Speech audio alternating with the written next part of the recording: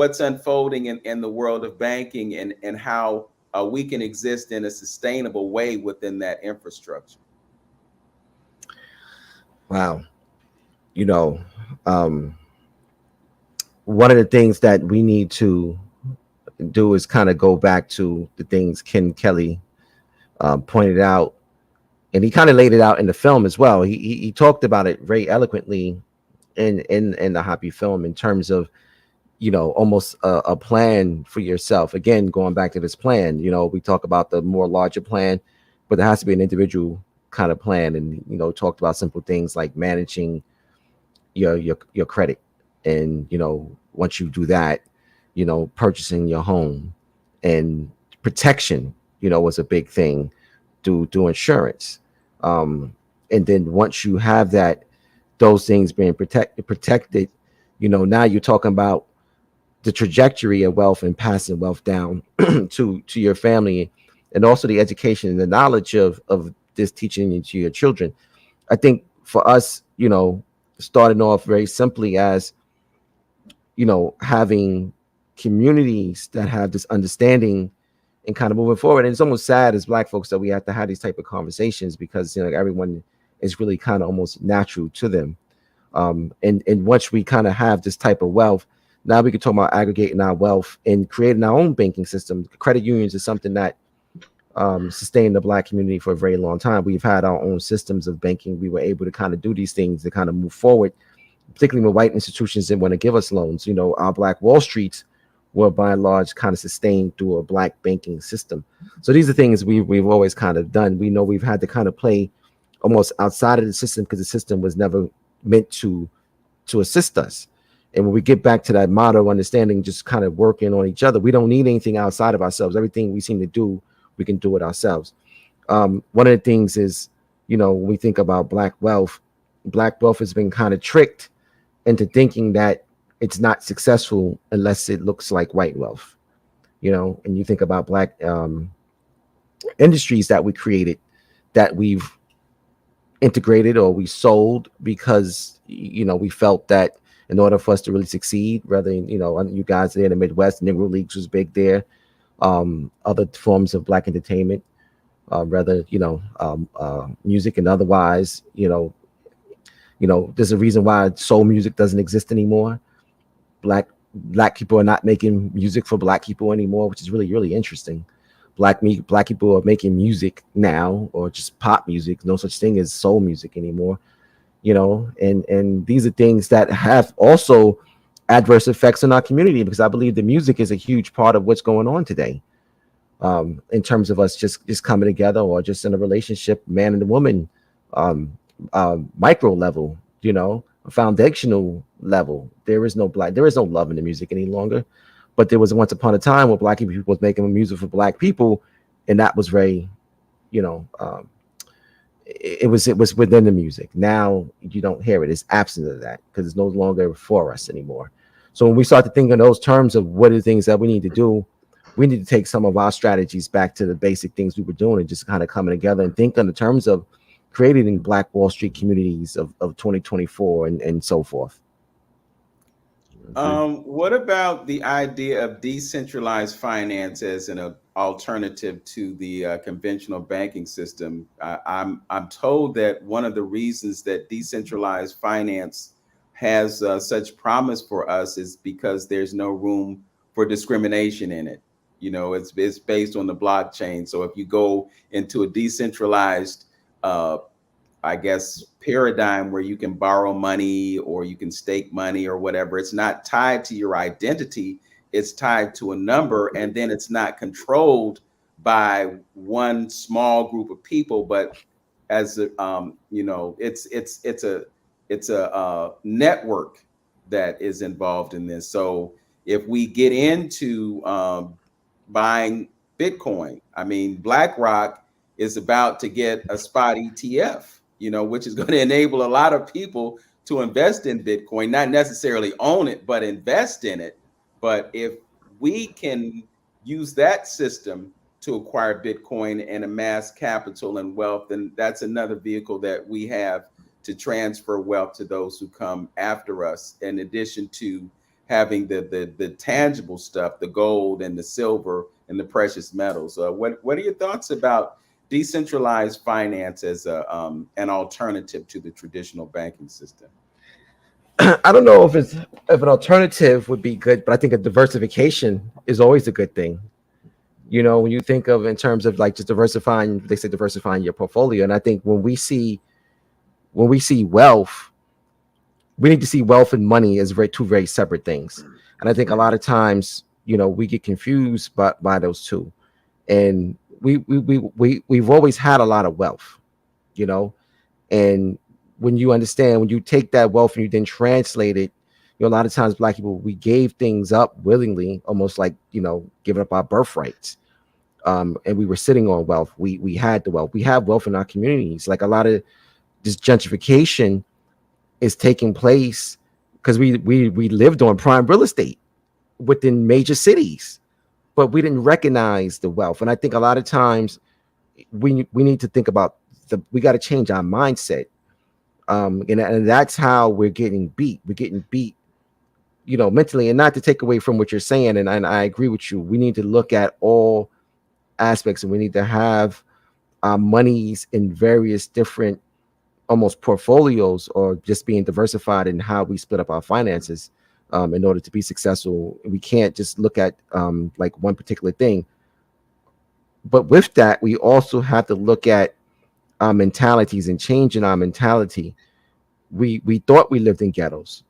We thought we lived in impoverished communities, and someone convinced us of that. Thus, we didn't take care of these places, and we forsook them, and we abandoned them, and they became burnt, abandoned places.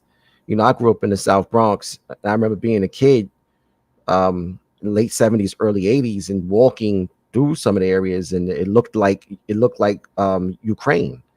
Literally, that's what it looked like. And I always laugh about this today, and I tell people all the time, and like Reagan and Carter during the 80 presidential campaign, 1980 presidential campaign, both came there to, as a place of showing they wanted to come to the worst place in America. And that's where, I grew up. And like looking at what Harlem and certain parts of the Bronx look like now, and what we thought, what we were tricked into believing, things have totally changed. And you see the same story kind of happening in a lot of places that we migrated to. Because once we got there, someone told us that these places weren't really worth anything. So we have to change our mentality when it comes to wealth. Coming to wealth to understand that we're sitting on wealth. We have to take ownership of what it is that we're doing. And one of the things that Hoppy fosters within the film and also within the movement is ownership. It's owning not just property. It's not just the narrative. We got to own our narrative. We got to own our story. We got to be able to tell our story, because no one's going to tell our story for us. We have to be able to own how we see, wealth. We got to own how we see our resources, how we manage our resources. These are things that are very important to us. And these are the things that I constantly see keep coming up again and again and again in terms of how we're winning or how we're losing, is because we don't have any ownership. And it's more so just an ownership of our destiny. And I think that's really the driver here is owning our destiny. When you look at owning our destiny, that's like this overarching theme or overarching umbrella to where it is for our path into the destination that we're trying to get to. Is just ownership. And when you think ownership covers everything. It covers even down to the toothpaste you're using, the clothes you're wearing. It's everything. The books your kids are reading, it's everything. And when you kind of approach it from that standpoint, I was watching this video the other day, and this African brother, he was talking about that. He was Nigerian. He was talking about Nigeria. I think after the independence, how much money they owed, just after post-colonialism, and one of the ways they paid back the debt was they were just taking in all these imports, and nothing was produced there. Down to the very simple things. Nothing was no manufacturing, no production. It was just all imports constantly coming in and in and in. and that's a problem, and that will cripple any monetary system. If you're not having any exports, you're not producing anything that you're consuming. We got to, and Dr. Clint Anderson speaks about this, we got to produce the things that we're consuming, and these are the things that we talk about. But I think Powernomics is a great tool. Blueprint for Black Power is also a great tool. We've had some, we had some very great minds around us that kind of show us what we need to do. It's just a question of, just kind of just doing it.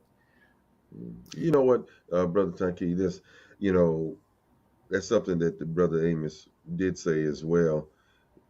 Us being tricked about our neighborhoods, because you don't set up businesses in Right. poor neighborhoods. That's just not good. I'm not a business major, but I don't think that's good business strategy, by going into a hood or ghetto infested place to where there's no money flowing to set up businesses. I don't think when they was land when the Dollar Generals and the Family Dollars and the Arabs were land putting their plan together, their financial plan, they they said we're gonna go down there where there's no money at. That's one thing they got us tricked in believing, that there's no money in the hood. But also, I'm going back to that cultural piece a little bit, and how, and you kind of like mentioned it, what Dr. Claude Anderson said. Culture is also economic, and meaning that if our culture is set up in the tradition that we have a certain type of food or wear a certain kind of regalia and things of that nature. Somebody in the community is producing those things that we hold as a part of an identity, cultural ritual, and things like that. That's why, again, culture is connected to that whole economic piece a little bit. Like I said, we got a little bit of it, but if we really understood the whole gist of it as well, incorporate that how it also brings in that whole economic piece by us being on the same page. Like I said before, it's a type of indoctrination. No, I think it's absolutely. interesting. Yeah, I just want to get this really in real quick. I think it's interesting, Taki, that you bring up this idea of ownership, and you juxtapose that against the mantra of the World Economic Forum, and that is you will own nothing and be happy, as they move towards tokenization of everything. So it won't even be possible for you to own. So this is a huge war that we're involved in, brother. Yeah, yeah, and it's interesting to see this, kind of play out, and there's so much information out there, and I'm really trying to, do my research on just understanding like what's happening. A lot of it, again, I see this also, a lot of good information and a lot of bad information. But one of the things that we got to keep in mind is, no matter what we're hearing, we got to fight our fight. And any good fighter is going to tell you, never fight the fight of your opponent. Fight your fight. Do what you do best. That's the only way you're going to win. If you start to try to modify your strategies in a sense of trying to mimic your opponent, you're going to lose. Fight your fight. If you're a good counter fighter, that's the fight you're going to fight. And we can't get distracted. There's just so many distractions. There's so much going on in the world. There's this whole pandemic and all this stuff. There's so many distractions that we have. The constant distractions. The media is a constant distraction.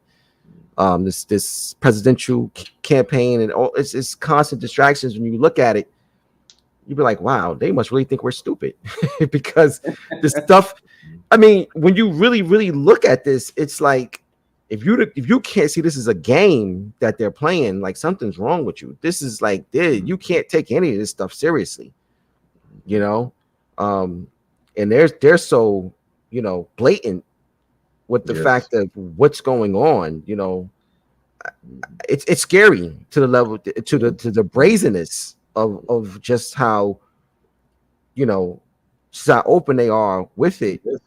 But the Yes. scarier part for me is the fact that people are still buying it. But that's Some that's folk, the confidence. That's how right? confident they are. That's how Yeah, confident, because they sit up here and tell you stuff. If Trump got his people looking at him and watching him doing something, and they showing the videotape of him doing it, and they say, that's to let you know the state of mind of the people. So they like, shoot, we can just run and do anything now. Shoot, they're okay. They just going on and talk about the basketball game, and everybody Yeah, wait for the preseason on the football game. You know, they hey, you know, business as usual. So they can show business you as right usual. in the face and put it in the movies right in your face what they doing, and we still duh. Right. It's not even What? Trump. It's Biden. You know, it's and it's these That's two all black of it. men in Chicago, and with this immigration, these migrants. Mm. There's just so much stuff that's going on that it just has me like dumbfounded. It's like, what is this? Like, what am I even watching right now? Like watching the news is like watching television. Yeah. You know, Speaking that's of what it is. movies, speaking of movies, brother Taki, did you watch They Clone Tyrone? I knew you was going to I ask that seen a little question. bit of it. Yeah, yeah, I watched it. I saw What it. did you think? What did you think? Um, I'm gonna give you a quote. Something I told one of my friends. I don't. This is my personal feeling about this. I don't like black trauma dramas. You know, um, like the Jordan Peele black trauma dramas, Get Out, those types of things. That's not. But I thought the film was very well done. I thought it was very deep, especially for people who don't really have an understanding of what's going on. I think this film is excellent for those people. And I don't mean to sound condescending when I say that, but they're intentionally, there are large segments of particularly our population that just are unaware of what's happening. And you would hope that a film like that can kind of help you kind of wake up to certain things. Even though, obviously it was sensationalized, it was embellished, and it was theater and all those things like that, but there was some deep messages in there as well. From fried chicken, church, perms, like all these different things, pimps, hoes, hustlers. We see it in our communities, malt liquor, 40 ounces, which amazes me.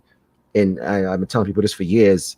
That was the most scariest thing to me, was something that was so popular and something that was so widely consumed for a period of maybe say 10 years, and all of a sudden just disappeared like that. And it was something that only we consumed, young black men between certain ages consumed. Now all of a sudden just gone. You know, that's so when you start to see things like that, you saw this. We saw the St. Ives era. We went through that. And the brother in the film, John Boyega, he was, I can't think of his character's name right now. Oh, Tyrone. Fontaine. Right. He coming out at the store every day with the 40 in his hand. That was something you saw every day. Now it's all of a sudden it's just gone. When you can have a people, the control of them to the point where they will consume something, because you tell them to, then all of a sudden you tell them stop consuming it and they'll stop.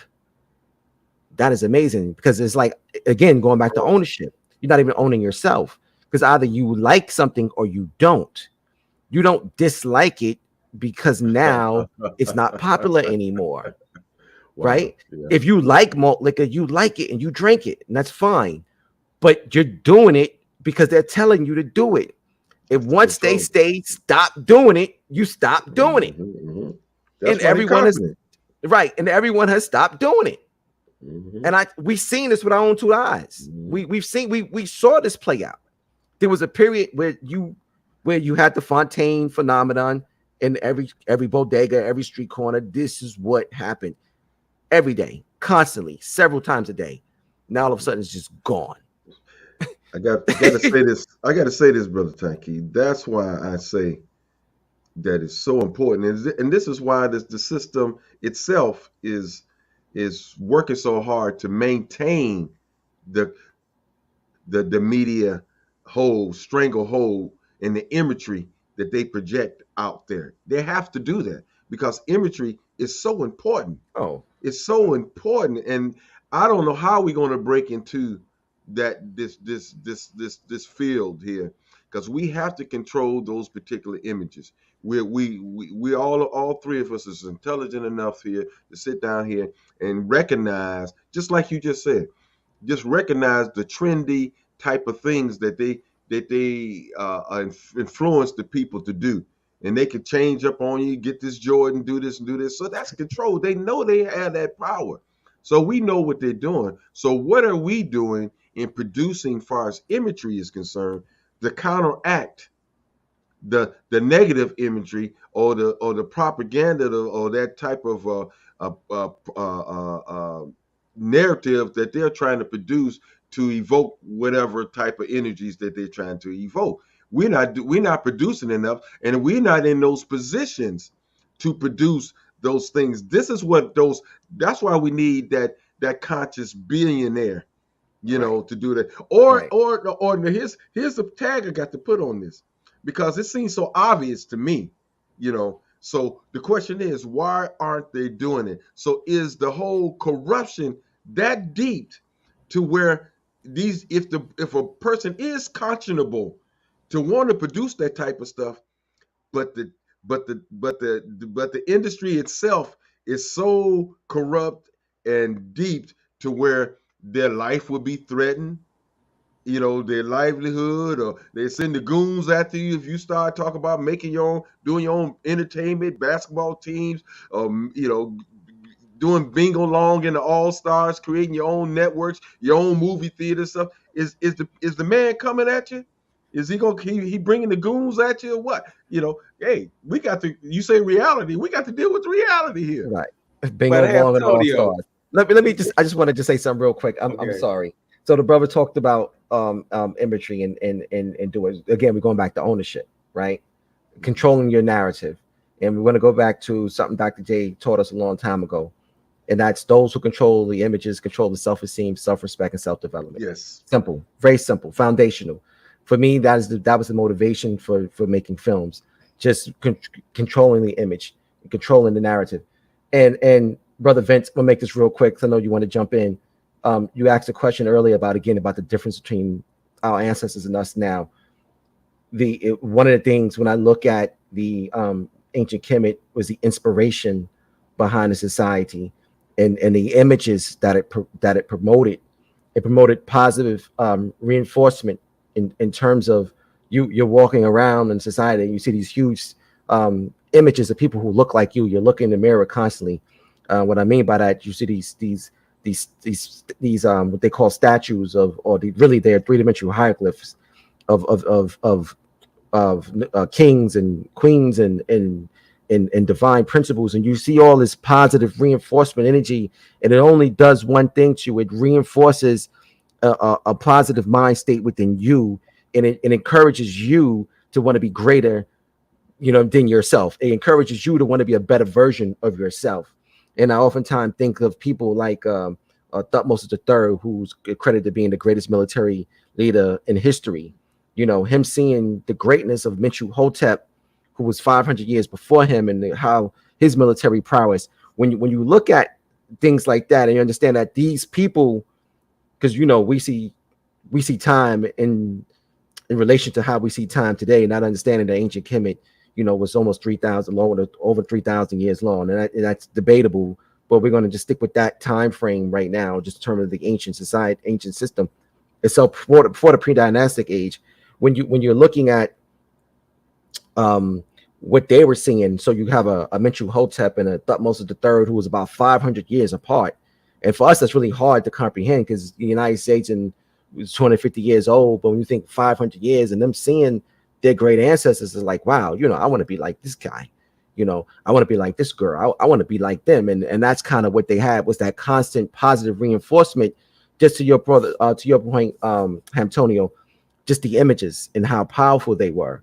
They say the images what got, going back to Rome, got Julius Caesar killed, because when Cleopatra was taking him up and down the Nile, she's showing him the images of the Nasut and the different leaders and rulers of old, and she's telling him, like, hey, these were the incarnation of God on earth. They were, the God king. So he goes back to Rome and he adopts that idea and says, I'm Caesar, I'm God on earth. They said, no, you're a lunatic, and they killed him.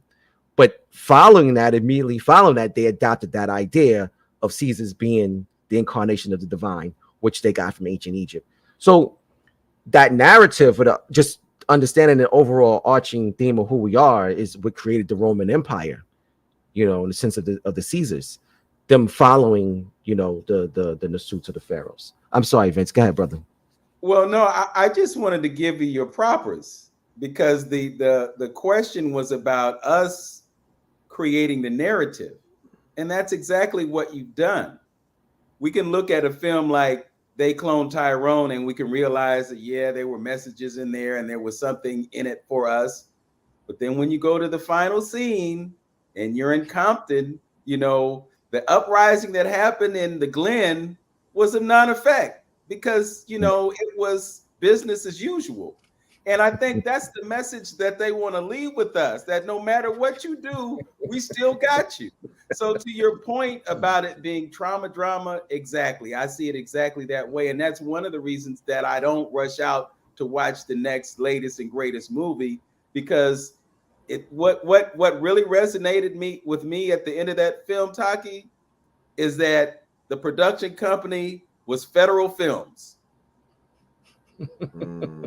And I'm like, oh, okay. So, CIA is in Hollywood, FBI is in Hollywood. They're going to give you some nuggets, but at the same time, they're going to put you in that place of submission to their agenda. And I looked at it from the perspective of predictive programming. So they have to tell you what they're doing so that they don't have to pay that karmic debt. They tell you what you're doing, and then you go along with it.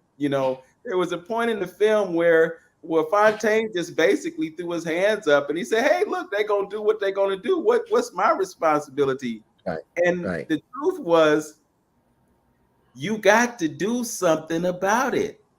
Yes. And Yo-Yo, the divine feminine, came up with, look, brothers, which is what they do. Our sisters are the ones that are pushing us to be who we are, if you could agree. When you look at who's doing, it's the sisters that are doing. A lot of the brothers are sitting on the sidelines waiting for the sisters to do it. But what I'm getting to is the fact that we have to take ownership of our responsibility. And I want to commend you for taking that responsibility and taking this film to create a movement, because we have to have folks who are doing and not just talking about it. We need more Taaqiy Grants. We need more Amadeus Christs. We need more people who say, we're going to create the narrative, we're going to tell the story, and we're going to exemplify it in a way that shows us as being the great and mighty people that we are. I mean, even Black Panther. I mean, Black Panther was a great film, but they did the same thing. At the end of that movie, you at the United Nations, you in their territory, you in their playground.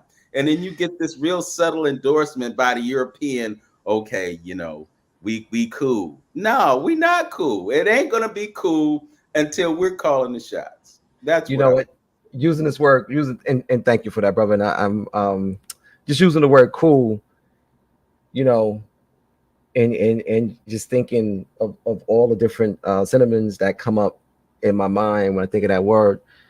I had some issues with, like yourself, issues with Black Panther, and several of them, and I start with this one. Our story is non-fictional, right? We don't have a fictitious story.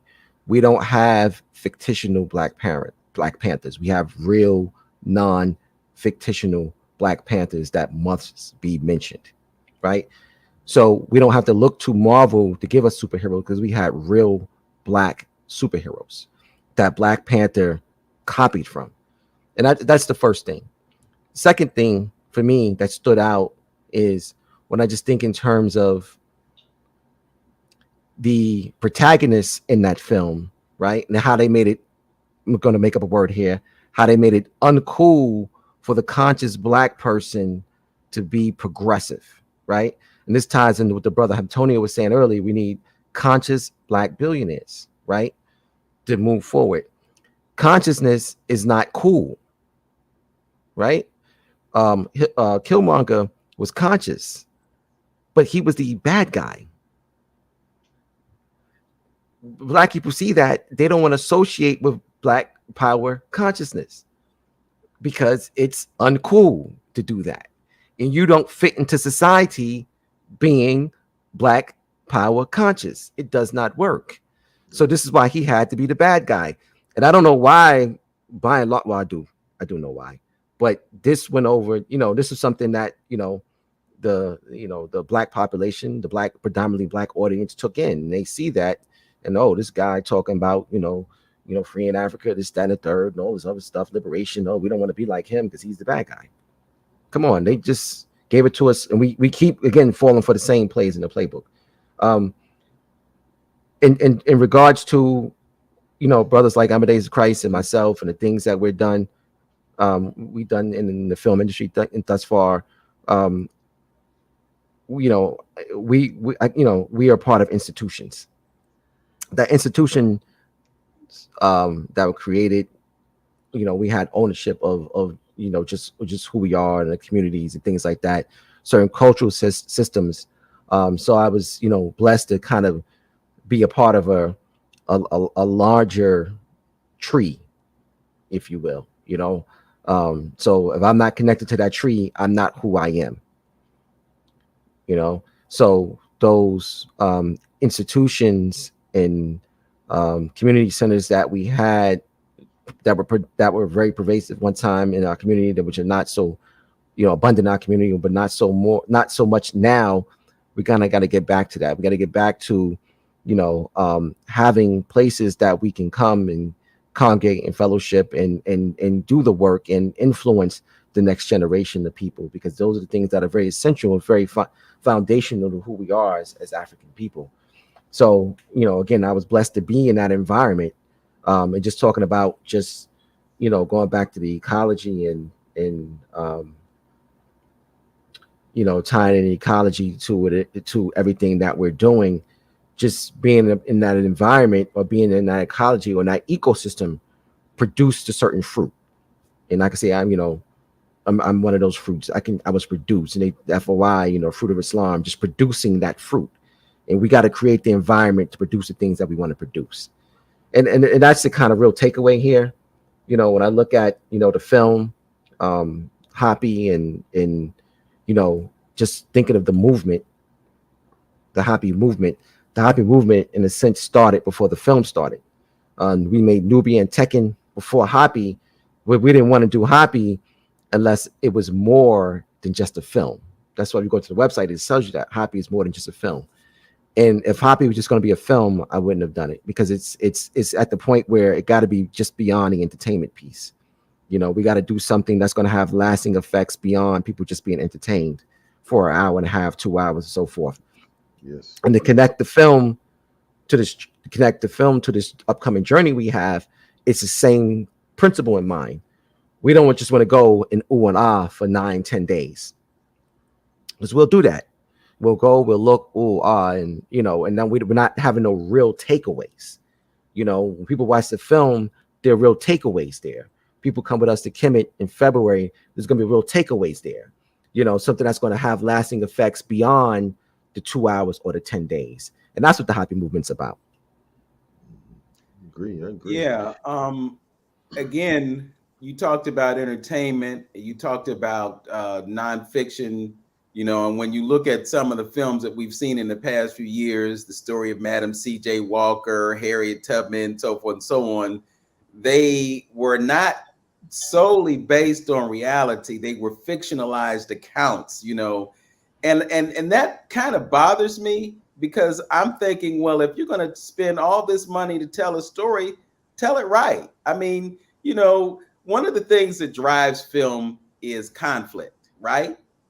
That's kind of the motor for it. And we've had plenty of conflict in everything that we've tried to do. So if you just tell the story the way it really happened, you got your conflict.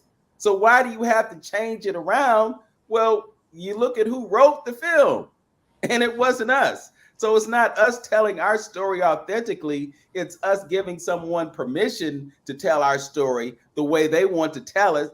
And usually when they do it in a way that is detrimental to us. So again, We have to tell the story, and this message isn't to you; it's to those who are watching right now who understand that we got to do something, and this is what we have to do. Art is so important in terms of informing our folks. You know, when you go to those ancient places and you see the truth right in front of you, and it informs you because it is a record of the past. It's a record. That's the true history, not what they put in the books. The things that are on those walls, those sacred walls, those things are unalterable. There's the record right there. If you want to understand what happened, there it is. So we have an obligation to see those things and to bring those things back to our folks so folks really know what happened. But even more importantly, and I'm glad you made the point, our young people need to be able to look back and see who we were and understand that that's who we are now. So there are young Imhoteps in our community. You go to Africa, them brothers and sisters over there are inventing things. And then you come here and you see the sister that created a laser that can extract the tumor from somebody's body that has cancer. I mean, that's who we are. But if we watch the stories that they give us day in and day out, and we don't see us in there, we don't see us being creatives, we don't see ourselves as inventors. I mean, hell, we're here in Cleveland. You know, Garrett A. Morgan invented the traffic light. Traffic light is in use all over the world. This is something that we did. When you go to your kitchen and you open up the refrigerator, thank a brother because he created that. When you go to the store and you get your Lay's potato chips, we created the potato chip. When you enjoy that ice cream, that's what we did. Hamptonio, when you go to the golf course and you put your ball on the golf ball on the tee, thank a brother. Because before that, folks was creating a mound of dirt and putting the ball on top of a you know, when you look at Kemet, you know, we had plumbing systems. Right. You know something. Go ahead, man. I mean, I'm sorry. I'm sorry. And what we have today, and sadly speaking, most of our brightest minds are incarcerated. There's some brothers and sisters in jail that are brilliant people, brilliant minds. You know, one of the things that amazed me, even like, you know, going from an enterprise, and some people they were criminal enterprises, but they were developing and managing enterprises 15, 16 years old. They're brilliant people, brilliant minds, but just not applied properly and effectively. But we have, you know, like you said, we have geniuses in our communities, but almost to the point of what Dr. Amos Wilson said about our communities, we got to see ourselves in our communities almost being synonymous. You know, we bought the lie that we weren't worth anything. Like we were where we lived or who we are, just there was no value there because we think there's no value, we just throw it away. You know, and you know, you talk to these people, you're like, damn, they're brilliant. They you know, they're not, every criminal's not stupid. You know, they may do stupid things, but these people are highly intelligent with what you would call, even with a you know, they don't have much of a formal education in the sense of formal education, but they have very just instinctive intelligence. And that's one of the things that Africans always possessed.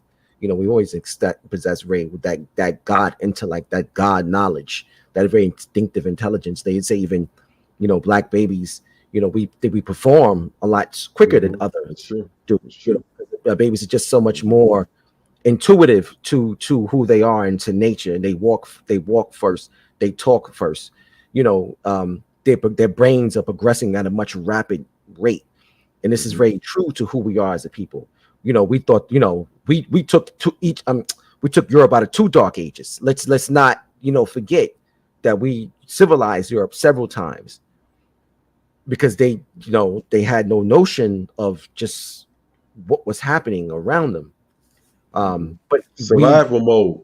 Survival mode, exactly. They were survival mode. But you know what's amazing, and I was going to say this earlier, one of the lessons here must be we have to learn from our enemy. We have to learn from our enemy. We have to respect our enemy a lot more than we are, because our enemy at least understood he don't want to go back into survival mode. He understands what he is doing. He's very intentional about it. You know, we have to be, we're very reactionary to things, and he knows this, right? And you know, black people, stuff happens to us, we scream, we holler, and he pokes us, he does things. I think they, you know, they do it intentionally, and they laugh because we react to things a certain way. And every time something happens, they know exactly how we're going to react. Respond. Oh yeah, they've been studying that for a long time. A long time. They know how we're going to react. And a lot of times we react with our hearts versus our minds. We have to stop being more reactionary and start being more, you know, intentional about things. But see, but Taaqiy, but I think what comes with that is, you know, something. Listen, Marimba Ani and other people. You got to study the history in the European on what he's done. You stated earlier in the broadcast, they run in the same play for the most part. You know what I'm saying? You know, why is if I'm gonna keep Jim Brown gonna keep going around the end, I'm gonna keep doing it till they stop. You know what I mean? You know, so that's what they do, and I think they got us so diverted, and it's on so many unnecessary and insignificant things, man. That I mean, even that, you know, come on, man. Let's keep it real. Come on, we got to, you know, I ain't saying they the brightest minds, but they the ones that is out there, the Cornel Wests of the world and things like that. Okay, Lewis Gates of the world. Come on, man. I mean, they don't know this. They don't know this. What's the deal? They don't know that we need to, number one, you know, like Malcolm said, you know, how you still letting the system teach your kids, you know. So we don't know that we need to have our own version of school and teach our own narrative. Ownership. Yeah, ownership. Yeah. I mean, come on, man. Why are we pushing and boycotting for that? Laying that down, things like that. And lastly, Brother Taaqiy, you know, I always mess up his name. I don't know why. Was Idris? What's the actor's name? Idris Elba. Yes, you know, he's spearheading that project over in Ghana, building that $300 million movie studio and things like that. So I think that'll be interested to see what kind of production would come out of that. I know in Nollywood in Nigeria, you know, they doing some things as well, and it's just on a certain level. But it'd be interesting to see what kind of films come out of that, telling our stories, you know, from I think it's more Americans going to be involved in that project, and that may be something that you can do and get on. You know, it's interesting. You speak of film, and you guys being there in the Midwest. I call the new Black Hollywood is right there in the Midwest with you guys in Detroit. There are a lot of young brothers and sisters that are creating some independent projects out of Detroit, and a lot of it is their experiences. So you know what I mean by that. But it's not all bad content. I mean, I say bad content, negative based content, like street kind of content. But I applaud them for having the courage. It takes a lot of courage to do that, because you gotta put money up front. You gotta invest in this project, and you gotta believe that enough people come see it so that, you know, you can either break even or make money. So there's a lot of things going on right here in the United States, just in terms of that, and from all aspects, on the production side, director side, writers, actors, and you know, these people are doing a lot of great work. So there's a lot of things, kind of underground independent works that's going on, and you know, again, I applaud a lot of them for doing that. I watch a lot of international films. South Africa has a huge film industry in terms of producing some really good content on the African continent, and from a film side, and like really like good films. And there's a lot of, you know, Black folks out there, and a lot of it, you know, you don't see a lot of I haven't seen too many like historically kind of based dramas yet. You know, there's been a lot of talks for a long time making historically based drama. They try to do that. Hollywood did that with The Woman King. But again, we don't want them telling our stories. We don't want them kind of doing those types of things, because they always, like you said, about Madam C.J. Walker and Harriet Tubman, they're going to pervert it, right? So we got to do it, because they're gonna make it for their audience. They're not making it for us. because all they see is dollars. And then what they want to do is create a product that's going to sell. And that's how they convinced us to kind of sell our soul. That called the Judas effect. You know, they gave us 30 pieces of silver to sell our soul. You know, they gave us a bowl of lentils to sell our soul. And this is what we've constantly been doing throughout the history. They tell us like, hey, you know, there's 10 million black people in the country. You make music just for those black people, they're only going to make this. If you change that and make music for everybody and change the way the tempo and the rhythm and everything of the music goes, you make music for a much larger audience of people. And we keep selling our souls. They are not concerned with anything other than just selling. They look at numbers, they look at demographics, they look like what's going to sell. They want to just make money. That's the only thing they're concerned about. Is I'm finna get in trouble right now. I'm finna get in trouble. Put me on a three-way, Vince. I'm getting in trouble. I'm not gonna say something, but I'm gonna say something. All that what we've been talking about here, you know, and nobody, you know, is afraid to address, and we can't address. This is just to let you know how powerful that industry is. Who is running that industry and who is behind that? All this what we talking about. See, we can't. It's almost like that's moment. Don't you say nothing. Supposedly the most chosen. All this stuff we talk. Yeah, okay. Yeah, you see, you see. Supposed to be the ones that is in the text, the holy text, that's running all of this what we talking about. And we gloss over that. We gloss over what's all. It's a lot of evil behind all this we talking about here now. But we ain't saying nothing. You know, come on, man. I'm gonna say this, and again, it goes back to just the ownership of it. And if you,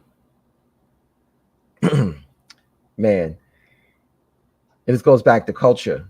And I was saying earlier about Americana.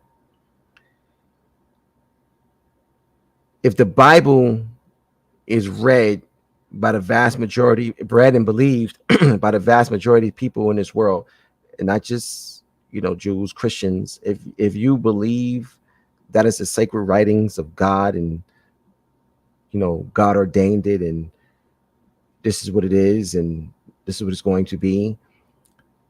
If that narrative speaks highly of you, you're going to have a lot of control and influence. Mm-hmm. You're going to have a lot of control and influence. And it starts there, going back to your point with culture. That's what it starts. It starts with the reality is, you know, the Bible, you're thinking the Bible quote, right? It says that God created man in his image and after his likeness. The reality is that man created God after his image and after his likeness. Everybody has a God that looks like him, right? Yes. Doesn't take away from what the creator is. But if you have a God that looks like you, and once you get people to believe in your God or your version of God, they now, in a sense, and effectively believe or worship you. And if you created the God of Abraham, Isaac, and Jacob, and people believe in the God of Abraham, Isaac, and Jacob, and that is your God, you are their God. Point blank simple. That's it. Good point. Good point. You control and it's everything. not a knock. And it's not a knock. No, it's not a knock. It's the here's the thing. You're supposed to do that. See, here's where the psychosis come in, as far as black folks is concerned, because we don't want to be. Oh, it don't matter what God look like. It don't matter what Jesus. It matters to somebody else out there.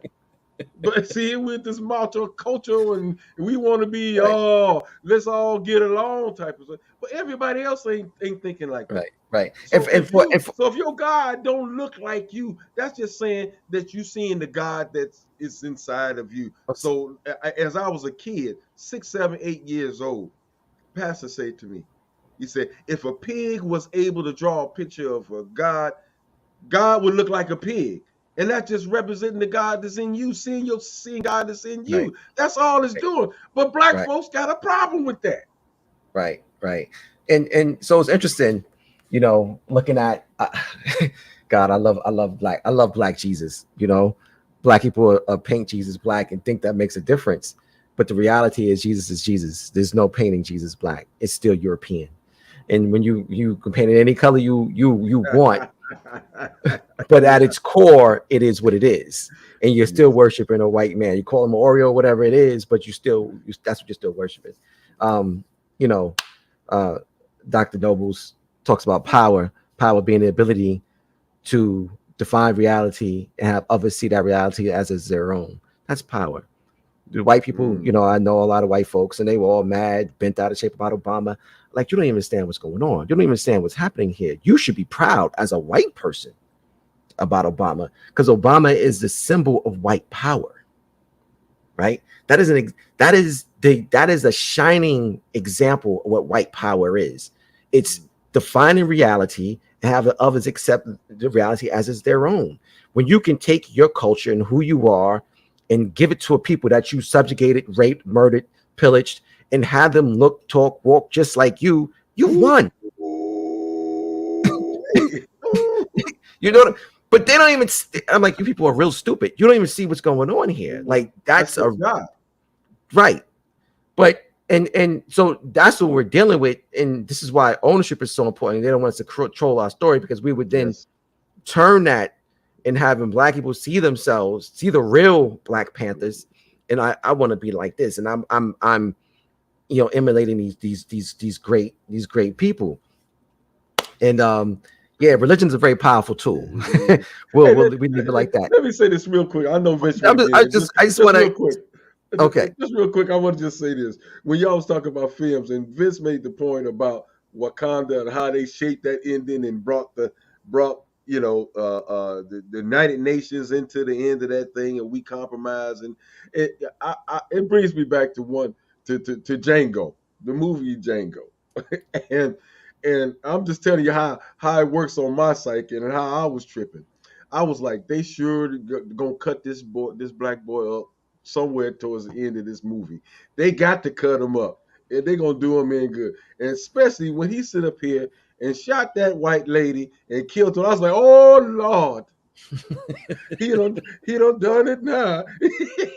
Ain't no way he gonna live after all this. He don't shot him. So I'm saying that was very courageous for them to me, as far as that movie is concerned, because for him to stay alive and what they don't want to show that. I'm just saying, even when they do our black thing, they still got to control that narrative to keep the natives calm, because they don't want to instill any kind of ideology or ideas on anything dealing with liberation, stuff like that. Sorry about that, guys. And that was a historical base, and that was a historical based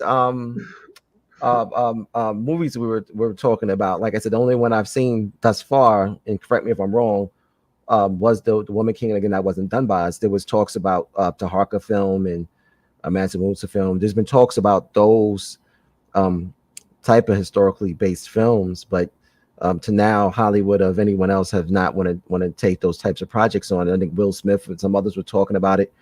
But it'd be really interesting to see when a film like that is done on that scale by us. Not by him, obviously the Harriet Tubman film, but we need something on us. Just the last point on this, the infamous it's kind of going back to what we're talking about with the whole religion thing and the power of it, was the Good Times episode with the white Jesus and the black Jesus, and just the psychosis of that. We're dealing with this in the 70s. We're talking about this, people debating about this, and black folks. And it's really interesting because listen, to some extent, no, not black Jesus is, I guess, somewhat progressive. I still see it as two versions of the same coin, or two sides of the same coin.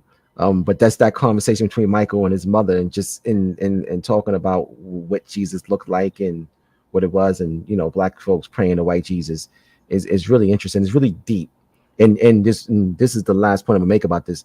We talked about the confusion and confounding of Africa. There's more white Jesus on the African continent than anywhere in the world. As long as you got that, it's game over. It's Comfortable. There's no, you can't fight that. You can't fight that. And it goes back to the cultural thing you're saying. And they'll mix African traditional religions inside Christianity, things like that. But the reality is you dealing with that white Jesus, man, and they believe in that white Jesus. They don't even deal with black Jesus in Africa. Yeah. It's straight white. It's not even, they don't even, you know what I mean? So yeah, we got some work we need to do. So I want just a couple of points I wanted to make. One, just going back to Black Panther, y'all realize who saved Wakanda. Mm-hmm. It Mm-hmm. was the white dude that saved Mm-hmm. Wakanda. So you can Mm-hmm. tie that to that paradigm of Jesus, the white savior, blah, blah, blah. That went over a lot of people's heads, but they Mm-hmm. didn't go over mine. Mm-hmm. Second thing I wanted to point out is what we were talking about in terms of the Bible. And Taki, you're a scholar in this. I want to bring folks back to King Unis and the blueprint for what the Bible was derived from. So 42 declarations of freedom from sin, 10 commandments. What was first? So we really want to understand something. We have to go back to the very beginning.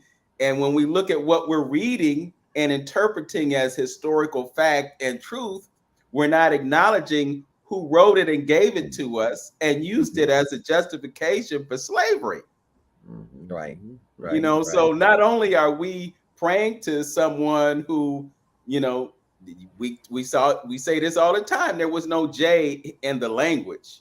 So when did Jesus really begin? When was that paradigm created? And then we look at the image that we got and we know where it came from, and then the reality of who Jesus really was.